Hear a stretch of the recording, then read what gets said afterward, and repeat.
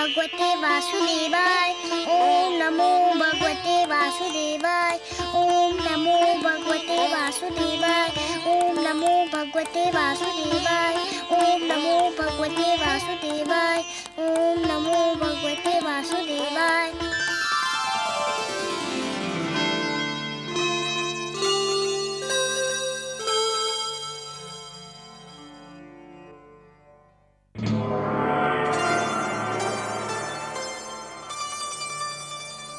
प्रणाम देवी। प्रणाम।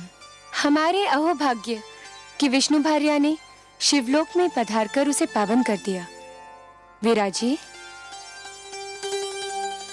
लेकिन देवी, यदि आप मेरे पति भोलेनाथ के दर्शन के लिए पधारी हैं, तो वो इस समय काशी में विराजमान है। मैं आपसे मिलने आई हूँ। तब तो मैं अपने भाग्य पर जितना गर्व करूं उतना कम है देवी। मेरी समझ में नहीं आता मैं इतने महान अतिथि का सत्कार किस प्रकार करूं। ये तो आपकी महानता है जो मुझे इतना सम्मान दे रही हैं। किंतु सत्य तो ये है कि आज मैं शिवलोक में अतिथि नहीं याचक बनकर आई हूँ। एक विनती लेकर उपस्थित हुई हूँ। विनती? कैसी बातें कर रही हैं देवी? आदेश दीजिए, आज्ञा दीजिए। संपूर्ण संसार जानता है शिव के हृदय में विष्णु वास करते हैं। परंतु देवी, आपको चिंताग्रस्त देखकर मुझे आश्चर्य हो रहा है। मन में चिंता बैठी हो तो मुख दर्पण में उसकी छाया आ ही जाती है। जब कोई माँ अपने पुत्र के लिए चिंता करती है तब वो छिपाई नहीं छिपती। माँ, पुत्र? मैं कुछ समझी नहीं देवी। आप किस माँ और किस पुत्र की बात कर रही हैं? मैं अपने पुत्र की बात कर रही हूँ शिव भार्या। आपका पुत्र? ये कैसी पहेली बुझा रही हैं देवी? कोई पहेली नहीं है देवी। आप तो जानती हैं ना, मानव लोक के एक छोटे से बालक ध्रुव ने भगवान विष्णु से मिलने की ठान ली है और इसके लिए वो कोई भी कष्ट उठाने के लिए तैयार हो गया है। जानती हूँ देवी, लेकिन वो आपका पुत्र तो नहीं है। अवश्य नहीं है, पर मैं उसे अपना पुत्र मान चुकी हूँ। उसने भी मुझे माँ कहा है। देवी, यदि मेरे योग्य कोई सेवा हो तो आपकी आज्ञा सिर माथे पर। आदेश दीजिए। नन्हा ध्रुव घने वन में घोर तपस्या कर रहा है। उस वन में भयानक पशु हैं। मुझे भय है मेरे ध्रुव पे कोई संकट ना आ जाए। देवी, वनराज आपके वाहन हैं, उन पर आपका अधिकार है। मेरे ध्रुव पे कोई संकट ना आए, यही प्रार्थना लेकर मैं आपके पास आई हूँ। बस इतनी सी बात देवी। यदि इसी चिंता ने आपको पीड़ित कर रखा है तो इसे अपने मन से निकाल फेंकिए। मैं आपको आश्वासन देती हूँ कि वत्स ध्रुव पर आंच भी नहीं आने दूंगी। आप कितनी महान हैं। त्रिलोक के सबसे बड़े दानी की आप हृदय स्वामिनी हैं। आपका हृदय इतना विशाल है कि जो भी आपसे सहायता मांगने आता है उसे आप निराश नहीं करती। अब मुझे विश्वास हो गया है कि मेरे ध्रुव का अमंगल नहीं होगा। आपकी जय हो देवी पार्वती, जय हो।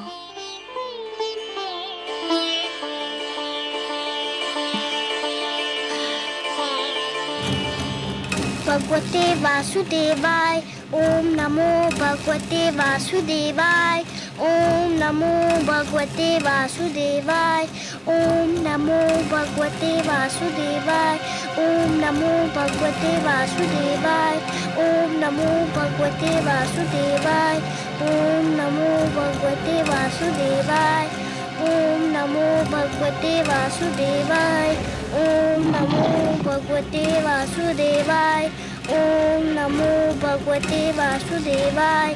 ओम नमो भगवते वासुदेवाय। ओम नमो भगवते वासुदेवाय। ओम नमो भगवते वासुदेवाय। ओम नमो भगवते वासुदेवाय। ओम नमो भगवते वासुदेवाय। ओम नमो भगवते वासुदेवाय। ओम नमो भगवते वासुदेवाय। ओम नमो भगवते वासुदेवाय। ओम नमो भगवते वासुदेवाय। ओम नमो भगवते वासुदेवाय।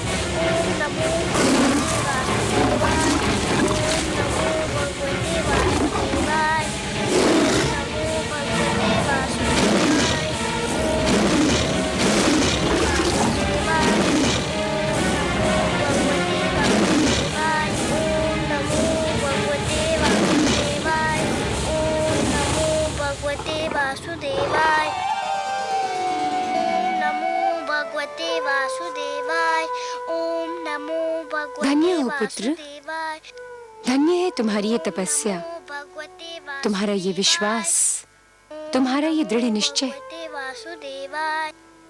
पुत्र, तुम्हारी ऐसी तपस्या से तो बड़े बड़े ऋषि मुनि भी सीख लेंगे। तुम्हारा सदैव कल्याण हो, यही मेरा आशीर्वाद है।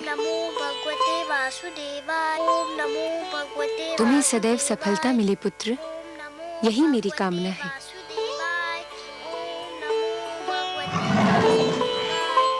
सिंहराज, तुम यहीं ठहरोगे, पुत्र ध्रुव पर कोई संकट न आने पाए। नमो भगवते वासुदेवाय, ओम नमो भगवते वासुदेवाय, नमो भगवते वासुदेवाय,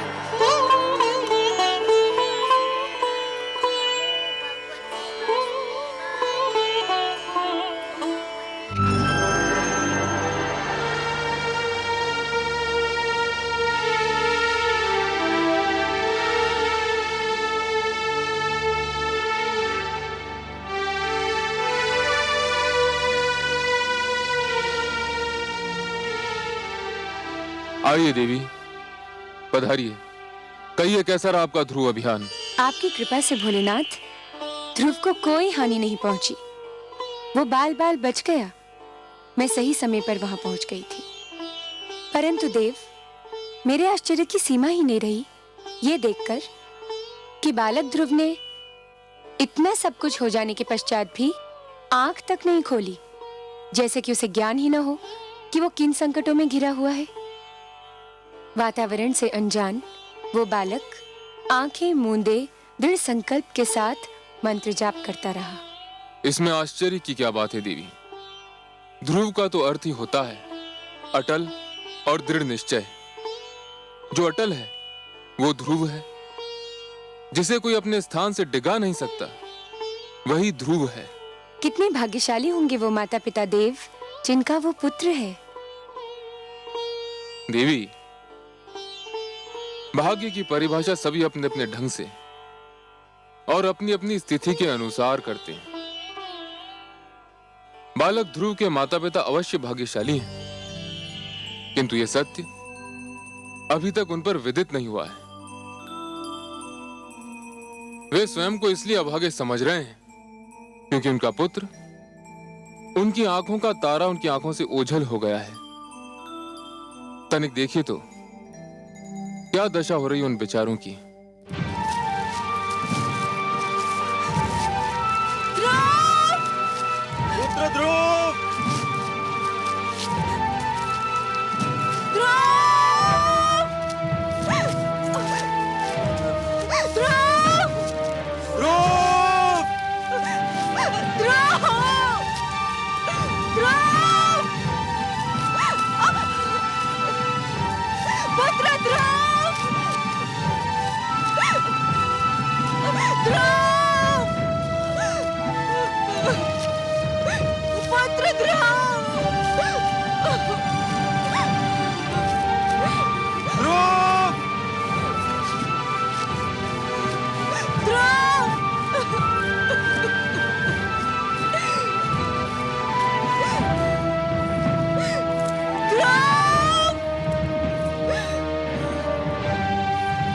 पुत्र ध्रुव!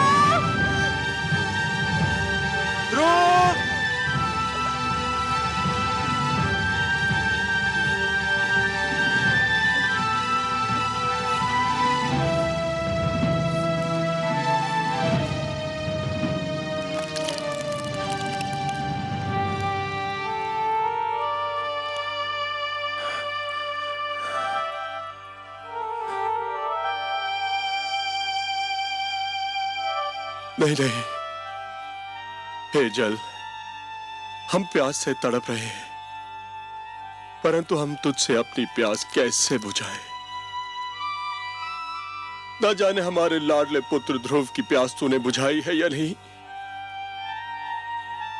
कहीं ऐसा ना हो कि हम तुझसे अपनी प्यास बुझा लें और हमारा पुत्र तेरी एक एक बूंद को तरसता रहे। नहीं, हम अपनी प्यास बुझाकर ऐसा पाप नहीं कर सकते। नहीं कर सकते, नहीं कर सकते।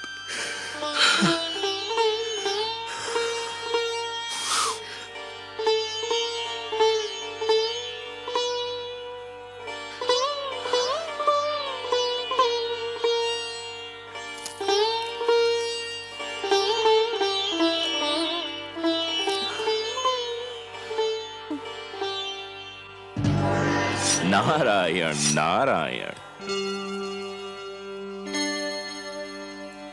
देव ऋषि आप, महारानी सुनीति, लगता है हमारे भाग्य जाग गए।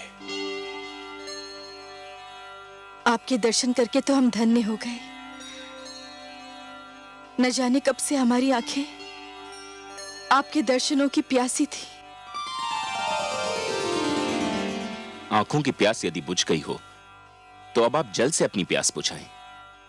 जल ग्रहण कीजिए राजन, आप भी, और महारानी सुनीति आप भी। कैसे ग्रहण करें? जब से हमारा पुत्र राजमहल छोड़ के गया है, भूख प्यास सब मिट गई हमारी। न जाने कहाँ होगा, कैसा होगा, उसे ढूंढ ढूंढ के थक गए हम। राजभवन का पाला हुआ न जाने किन मार्गों में ठोकरे खा रहा होगा वो। आपका पुत्र भगवान विष्णु की खोज में निकला है। जो भगवान की खोज में निकलते हैं, जिनके मन में वो रम जाते हैं, उन्हें भगवान अपनी अनुकंपा की छत्र छाया में ले लेते हैं। संसार की कोई भी विपदा उन्हें छू भी नहीं सकती। हमारा पुत्र कहाँ है इस समय? मैं ये तो नहीं बता सकता देवी, परंतु इतना अवश्य कह सकता हूं, वह जहां भी है सुरक्षित है। क्या हम उसे मिल सकते हैं देव ऋषि?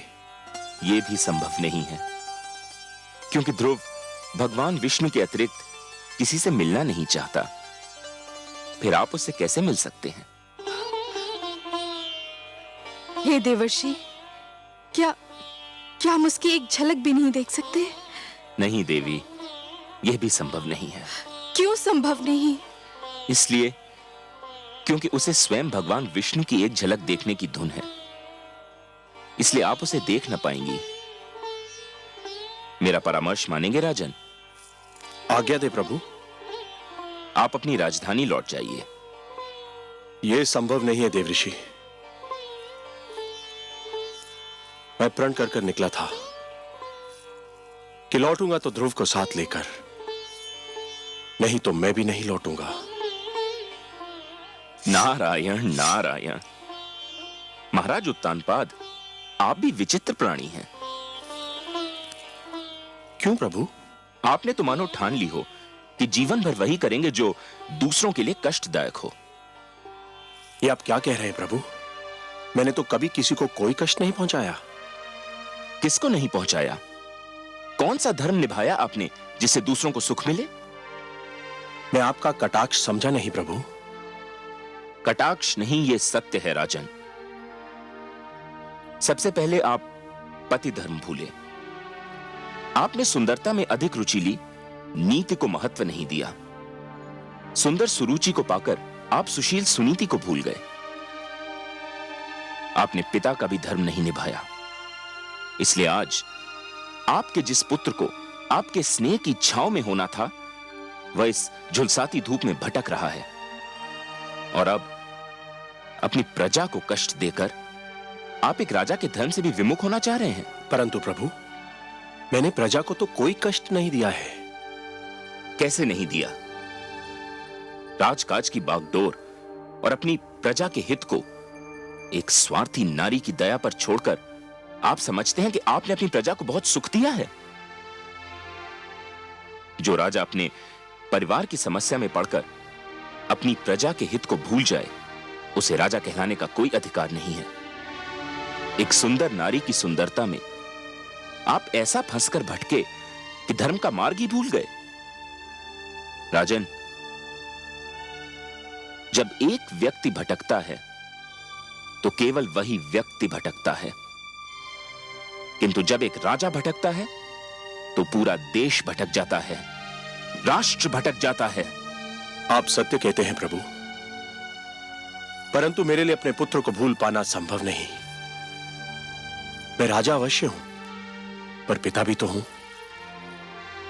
यही तो वो सत्य है राजन, जो एक साधारण व्यक्ति से राजा की और एक राजा से साधारण व्यक्ति की पहचान अलग करता है। एक साधारण व्यक्ति के लिए उसका परिवार ही उसका संसार है, किंतु एक राजा के लिए उसकी प्रजा ही उसका परिवार है। और आप अपने परिवार को भूल गए हैं। अब भी समय है राजन, अपनी भूल का प्रायश्चित कर लीजिए, घर लौट जाइए।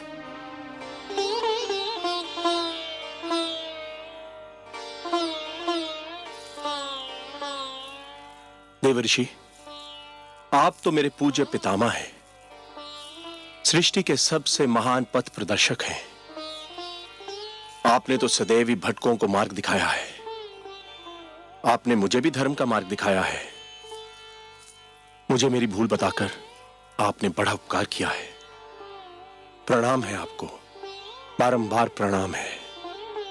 आपकी आज्ञा शरोधार्य करके मैं अपने परिवार, अपनी प्रजा के पास वापस लौटता हूं।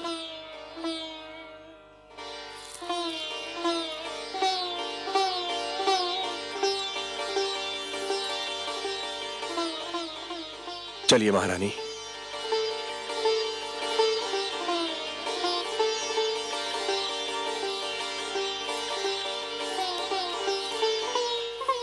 चलो, माता पिता को तो सद्बुद्धि मिल गई। अब देखें ध्रुव की स्थिति क्या है। नारायण नारायण। ओम नमो भगवते वासुदेवाय। ओम नमो भगवते वासुदेवाय। ओम नमो भगवते वासुदेवाय। ओम नमो भगवते वासुदेवाय। ओम नमो भगवते वासुदेवाय। ओम नमो भगवते वासुदेवाय। ओम नमो भगवते वासुदेवाय। ओम नमो भगवते वासुदेवाय। ओम नमो भगवते वासुदेवाय। ओम नमो भगवते वासुदेवाय। ओम नमो भगवते वासुदेवाय। ओम नमो भगवते वासुदेवाय। ओम नमो भगवते नारायण नारायण। गुरुदेव, भगवान विष्णु अब तक नहीं आए। आपने तो कहा था कि इस मंत्र का जाप करोगे तो भगवान विष्णु अवश्य आ जाएंगे। वे तो अब तक नहीं आए। पुत्र, इतना सरल समझ लिया है भगवान विष्णु का इस धरती पर आना। बड़े बड़े ऋषि मुनियों ने तो अपना सारा जीवन इसी तपस्या में लगा दिया, किंतु कुछ ही के भाग्य में भगवान विष्णु के दर्शन लिखे थे। तुम्हारी तपस्या तो अभी प्रारंभ हुई है। मुझे और कितनी तपस्या करनी होगी उनके दर्शन पाने के लिए? वत्स, फल अपने निर्धारित समय पर ही पकता है। कली भी निर्धारित समय पर ही फूल बनती है। सूर्य, चंद्रमा, प्रभात, संध्या, ये सब एक क्रम चक्र से बंधे हैं। इनका उदय होना, अस्त होना, आना जाना, ये सब निर्धारित समय से ही होता है। तुम्हारी तपस्या सफल होने का समय भी अवश्य आएगा पुत्र, पर तुम तो अभी से घबरा गए।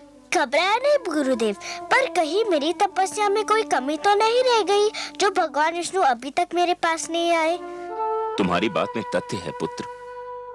तुमने मुझे सोचने पर विवश कर दिया है, क्योंकि ये तो सत्य है कि मेरे नारायण उन्हीं से प्रसन्न होते हैं जिनके मन में उनके अतिरिक्त किसी का ध्यान न हो, जिनके नेत्रों में उनके अतिरिक्त किसी की छवि न हो, जो उनके दर्शन के अतिरिक्त कोई अभिलाषा न रखते हों, जो सारी कामनाओं का, सारे बंधनों का त्याग कर चुके हों, जो पूर्ण रूप से समर्पित हों। आप ही तो मेरे गुरु हैं, आप ही तो मेरे मार्गदर्शक हैं। आप भी बता सकते हैं कि मैं और क्या करूं जो भगवान विष्णु मेरे पास आ जाए? कुछ पाने के लिए कुछ छोड़ना पड़ता है वत्स, यही विधि का नियम है। मुझे क्या छोड़ना होगा गुरुदेव? तुम बहुत बड़ी वस्तु पाना चाहते हो, अतएव तुमको बहुत बड़ी वस्तु छोड़नी पड़ेगी। आप उस वस्तु का नाम बताइए, मैं उसे छोड़ दूंगा। खाना छोड़ सकते हो? हाँ छोड़ दूंगा, तब तो भगवान विष्णु मेरे पास आ जाएंगे ना। अवश्य आएंगे पुत्र। कोई कितना भी आग्रह करे, कितना भी विवश करे, बस तुम खाने को हाथ मत लगाना। फिर देखो कितना शीघ्र भगवान का मन पिघलता है। अच्छा, तुम अपने मंत्र का जाप आरंभ करो, मैं चला, मुझे कुछ और कार्य याद आ गया है। ओम नमो भगवते वासुदेवाय, ओम नमो भगवते वासुदेवाय, ओम नमो वासुदेवाय, ओम नमो भगवते वासुदेवाय, ओम नमो भगवते वासुदेवाय। आंखें खोलो पुत्र, लो तुम्हारे लिए फल लाई हूँ। मैं नहीं खाऊंगा माते। क्यों, क्या भूख नहीं लगी? लगी है पर मैं कुछ नहीं खाऊंगा। पर क्यों नहीं खाओगे? मेरे गुरु का यही आदेश है। आदेश? क्या आदेश है? क्या कहा देवर्षि ने तुम्हें? उन्होंने कहा है कि यदि मैं खाना छोड़ दूं तो भगवान विष्णु शीघ्र मेरे पास आ जाएंगे। पुत्र तुम अभी बहुत छोटे हो, खाओगे नहीं तो रहोगे कैसे? भूख तुमसे सहन नहीं होगी। मैं सहन करूंगा, सब कुछ सह लूंगा, भूखा रह लूंगा, पर जब तक भगवान विष्णु मेरे पास नहीं आ जाते मैं कुछ नहीं खाऊंगा। ओम नमो भगवते वासुदेवाय, ओम नमो भगवते वासुदेवाय, ओम नमो भगवते वासुदेवाय, ओम नमो भगवते वासुदेवाय, ओम नमो भगवते वासुदेवाय, ओम नमो भगवते वासुदेवाय, ओम नमो भगवते वासुदेवाय।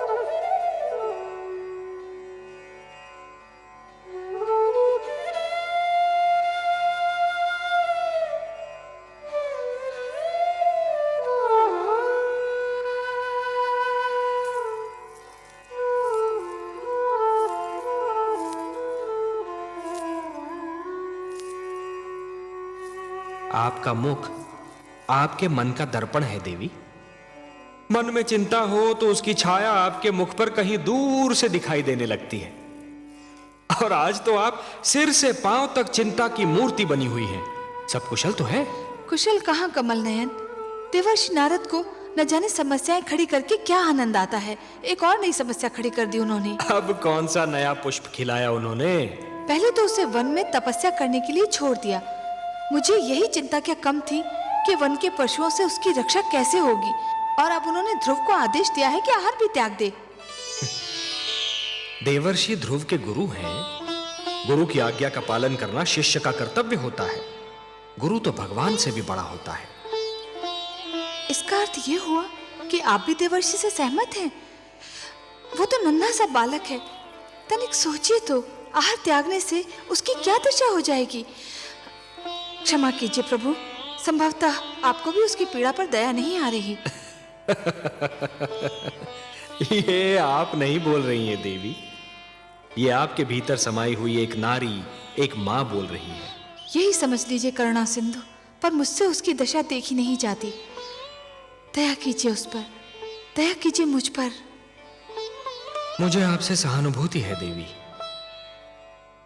पर मुझे खेद है, मैं पक्षपात नहीं कर सकता। पक्षपात? कैसा पक्षपात प्रभु? धरती पर मनुष्य लोक में मेरे अगणित भक्त हैं। माना कि ध्रुव सर्वस्व त्याग कर मेरा दर्शनाभिलाषी है देवी, परंतु जो मेरे साधारण भक्त हैं उनका भी तो मुझ पर अधिकार है। आप तो जानती हैं देवी कि जो भी सच्चे मन से मुझे पुकारे मैं उसी का हो जाता हूं। तो फिर यह कैसे संभव है देवी कि मैं अपने असंख्य भक्तों को भूलकर केवल एक बालक को कृतार्थ करूं? देवी, सूर्य अपना प्रकाश बांटते समय राजा के महल और दीन की कुटिया में अंतर नहीं करता। वर्षा का बादल मधुवन पर बरसता है तो मरुस्थल की प्यास भी बुझाता है। तो फिर यह कैसे संभव है देवी कि मैं अपने भक्तों में पक्षपात करूं? हे महादेवी, ये मत भूलिए कि ईश्वर भी ईश्वरत्व के नियम से बंधा है, और ईश्वरत्व का नियम है समानता। मेरी दृष्टि में समस्त मानव जाति समान है। मैं धरती पर जा अवश्य सकता हूं देवी, किंतु समस्त मानव समूह के कल्याण के लिए, केवल किसी एक के कल्याण के लिए नहीं। चाहे मेरा ध्रुव भूख प्यास से दम ही क्यों न तोड़ दे।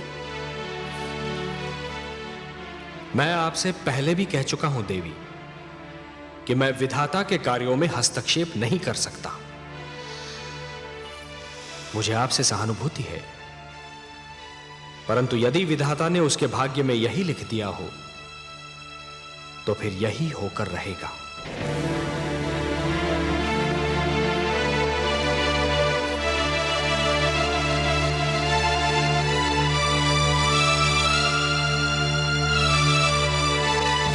ओम नमो भगवते वासुदेवाय। ओम नमो भगवते वासुदेवाय। ओम नमो भगवते वासुदेवाय।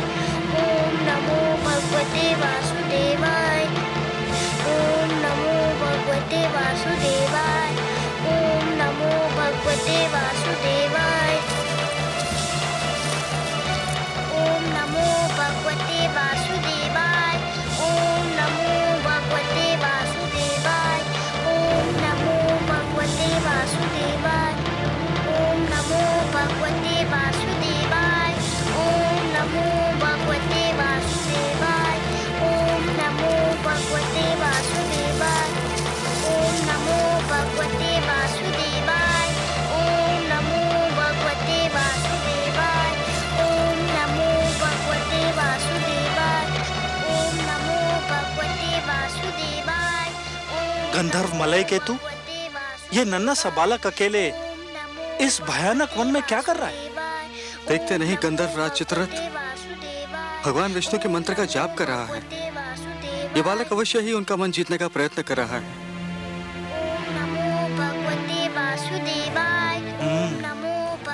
ये तो चिंता का विषय है गंधर्वराज। है तो सही, कहीं इसकी तपस्या हमारे स्वर्ग के स्वामी के लिए कोई संकट ना खड़ा कर दे। तब तो हमें तुरंत देवराज इंद्र को सूचित करना चाहिए। चलो, कहीं देरी ना हो जाए। ओम नमो भगवते वासुदेवाय। ओम नमो भगवते वासुदेवाय। ओम नमो भगवते वासुदेवाय।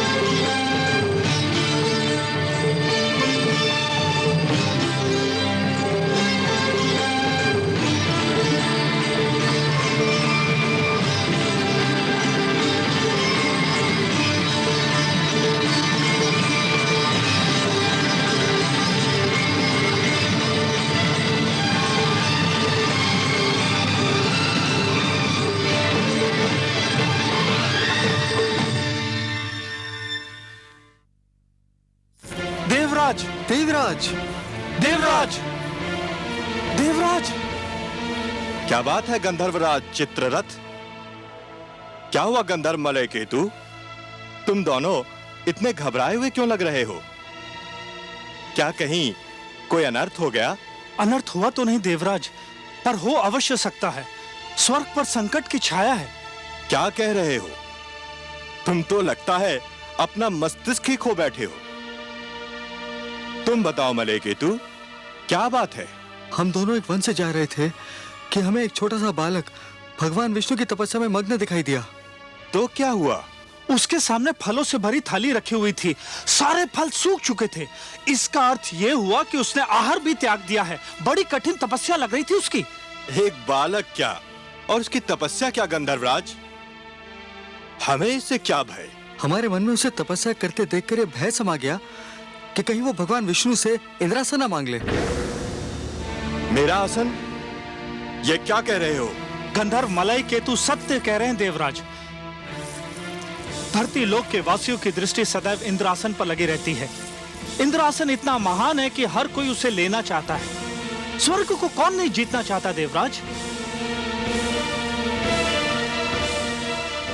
तुम दोनों ने तो मुझे चिंता में डाल दिया। नारायण नारायण।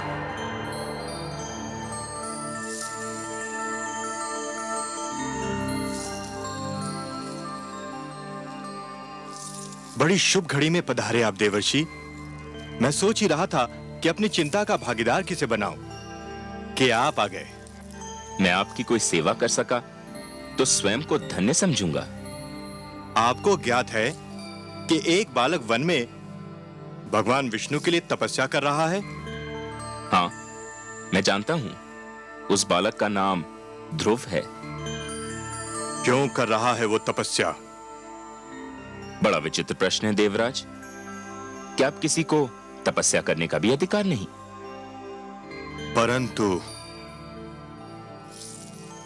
उसकी तपस्या का कोई तो उद्देश्य होगा। तपस्या, साधना, भक्ति और आराधना ये व्यक्तिगत कार्य हैं देवराज। जो जिसकी पूजा करता है वही उसका उद्देश्य समझता है।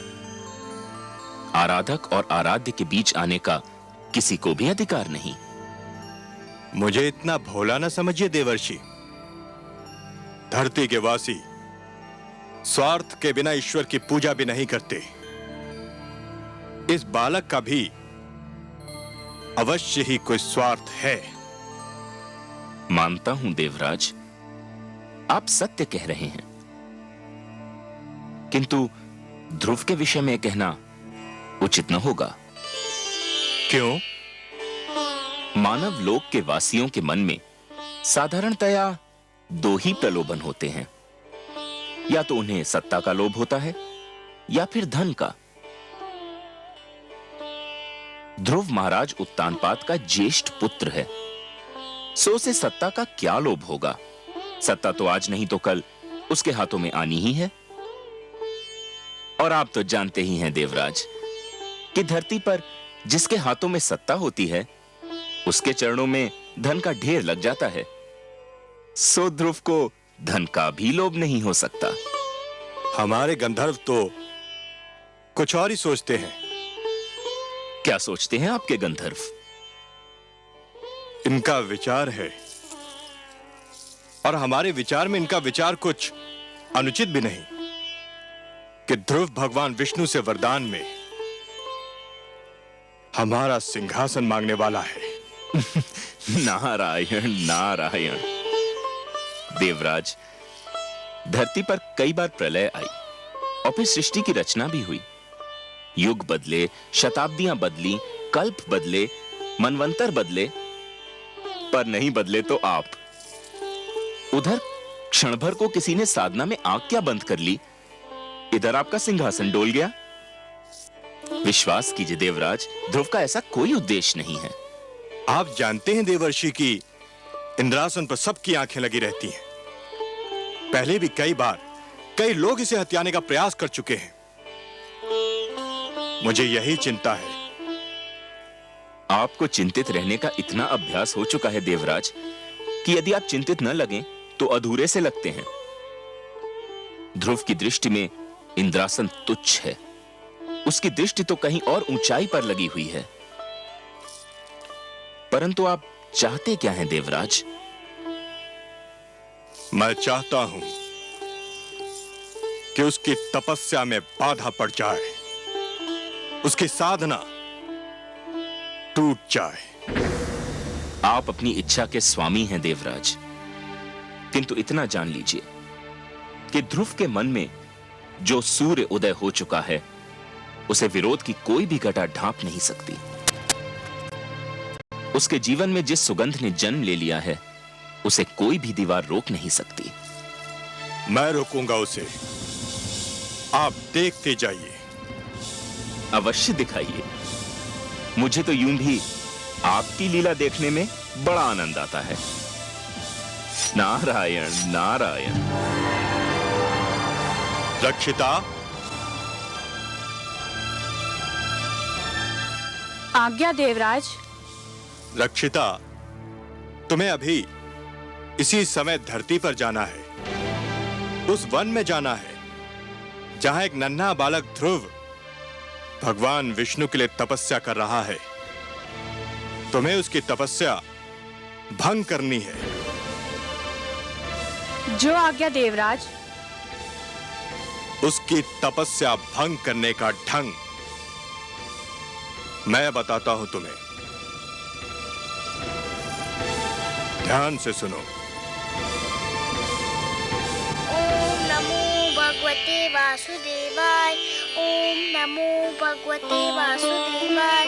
ओम नमो भगवते वासुदेवाय। ओम नमो भगवते वासुदेवाय। ओम नमो भगवते वासुदेवाय। ओम नमो भगवते वासुदेवाय। ओम नमो भगवते वासुदेवाय। ओम नमो भगवते वासुदेवाय। ओम नमो भगवते वासुदेवाय। ओम नमो भगवते वासुदेवाय। ध्रुव, ओम नमो भगवते मेरे पुत्र, वासुदेवाय। तू यहाँ है ओम नमो और मैं तेरी भगवते खोज में न जाने कहाँ कहाँ भटक रही थी। ओम नमो भगवते वासुदेवाय। ओम आंखें तो नमो खोल मेरे राज भगवते दुलारे। वासुदेवाय। ओम देख, नमो भगवते वासुदेवाय। देख मैं तेरे सामने खड़ी हूँ। ओम नमो भगवते वासुदेवाय। देख तेरे वियोग में ओम नमो भगवते मेरी क्या दशा हो गई। ओम नमो भगवते वासुदेवाय। ओम नमो भगवते वासुदेवाय। ओम अरे, नमो भगवते वासुदेवाय। तू तो मेरी बात ही नहीं सुनता। ओम नमो भगवते वासुदेवाय। पहले मेरी एक पुकार पर ओम नमो भगवते मेरे पास दौड़ा चला आता था, वासुदेवाय। ओम नमो मेरी बाहों में भगवते समा जाता था। वासुदेवाय। ओम नमो भगवते वासुदेवाय। ये तुझे क्या हो गया है ध्रुव? ओम नमो भगवते वासुदेवाय। ओम नमो न जाने किसने भगवते जादू टोना कर दिया मेरे वासुदेवाय। राजकुमार पर। ओम नमो भगवते वासुदेवाय। मेरे लाल, बंद कर दे अपनी ओम तपस्या। नमो भगवते तेरी इच्छा पूरी हो गई है। ओम नमो महाराज, भगवते तुझे अपनी गोद में वासुदेवाय। बिठाने को तैयार हो गए हैं। नमो भगवते तेरी विमाता सुरुचि ने भी अपनी भूल स्वीकार कर ली है। भगवते वासुदेवाय। चल मेरे लाल, ओम नमो राजमहल भगवते तेरी प्रतीक्षा कर रहा है। वासुदेवाय। ओम नमो भगवते वासुदेवाय। ओम नमो भगवते वासुदेवाय। हाय मेरे भाग्य, ओम नमो मेरी आंखों की भगवते तारी, वासुदेवाय। मेरे मन के चैन। ओम नमो ये तेरी आयु भगवते नहीं तपस्या करने की। वासुदेवाय। ओम अभी तो तेरे नमो खेलने कूदने के दिन हैं। भगवते वासुदेवाय। तूने अभी जीवन में देखा ही क्या है। भगवते वासुदेवाय। ओम नमो भगवते तुझे मेरी सौगंध, वासुदेवाय। बंद कर दे ये जाप। ओम नमो भगवते वासुदेवाय। ओम नमो भगवते वासुदेवाय। यदि तूने ये जाप नहीं बंद किया, ओम नमो भगवते तो मैं अभी यहीं तेरे सामने ओम नमो अपने भगवते प्राण त्याग दूंगी। वासुदेवाय। ओम नमो भगवते वासुदेवाय। ओम नमो भगवते वासुदेवाय। ओम नमो भगवते वासुदेवाय। ओम नमो भगवते वासुदेवाय। ओम नमो भगवते वासुदेवाय। ओम नमो भगवते वासुदेवाय। ओम नमो भगवते वासुदेवाय। ओम नमो भगवते वासुदेवाय। ओम नमो भगवते वासुदेवाय। ओम नमो भगवते वासुदेवाय। ओम नमो भगवते वासुदेवाय। ओम नमो भगवते वासुदेवाय।